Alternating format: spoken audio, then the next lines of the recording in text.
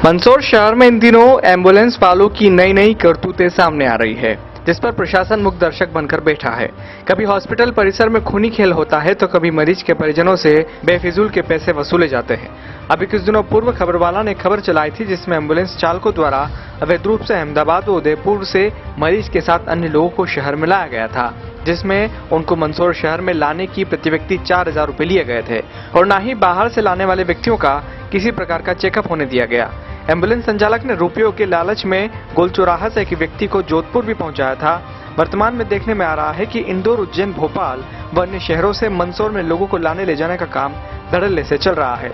इसी तारतम्य में MP 44 LA 0893 नंबर की गाड़ी, जो कि किसी प्रजापत के नाम पर रजिस्टर्ड है, उसकी जिला कलेक्टर को शिकायत हुई। उसने एक मरीज से 3,000 रुपए चिरमूलिया जाने के लिए लिए।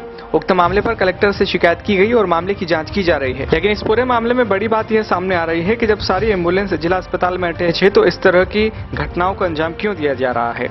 इस पूरे घटनाक्रम में जिला प्रशासन को चाहिए कि उक्त एम्बुलेंस संचालकों पर सख्त कार्रवाई की जाए।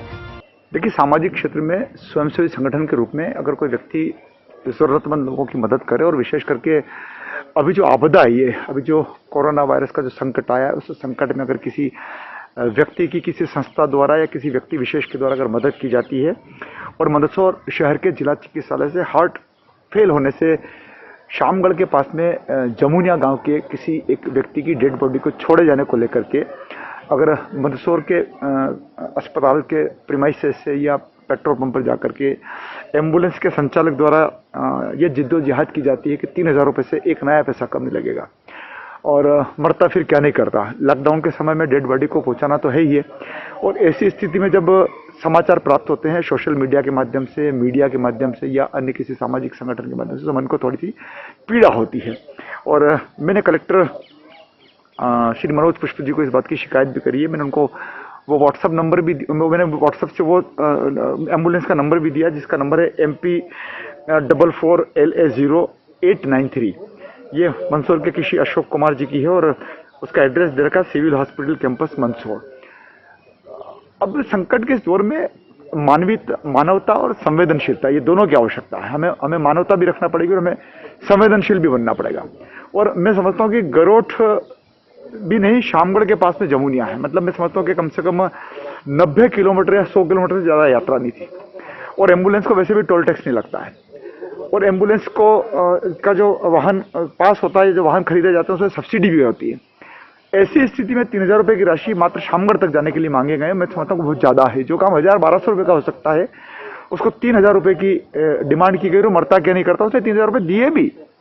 और मुझे मंदसौर के वरिष्ठ अभिभाषक श्री भगवान सिंह जी चौहान के द्वारा यह सूचना मिली, और उन्होंने मुझे व्हाट्सअप किया, और तत्काल मैंने व्हाट्सअप को एक बार नहीं 2 बार मैंने कलेक्टर साहब को फिर पुनः स्मरण दिलाया कि कार्रवाई होना चाहिए।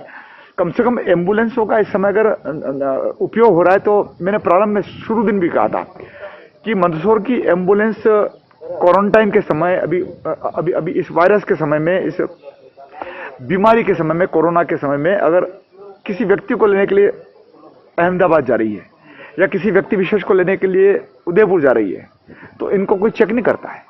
और अगर ऐसे में मंदसौर शहर के एम्बुलेंस के कर्ता धर्ता ये भी अगर काम कर रहे हैं, तो बहुत ज़्यादा विचारणीय प्रश्न है। और इसी तारतम्य में अगर जिस व्यक्ति की जेब से 3,000 रुपये की राशि काटी गई है, मैंने कलेक्टर साहब से कहा कि एक्शन लेना चाहिए, और वास्तविक रूप से जितना पैसा लगता है उतना पैसा लेकर के शेष राशि पार्टी की लौटाई भी जाना चाहिए। खबरवाला के लिए विपिन चौहान की रिपोर्ट।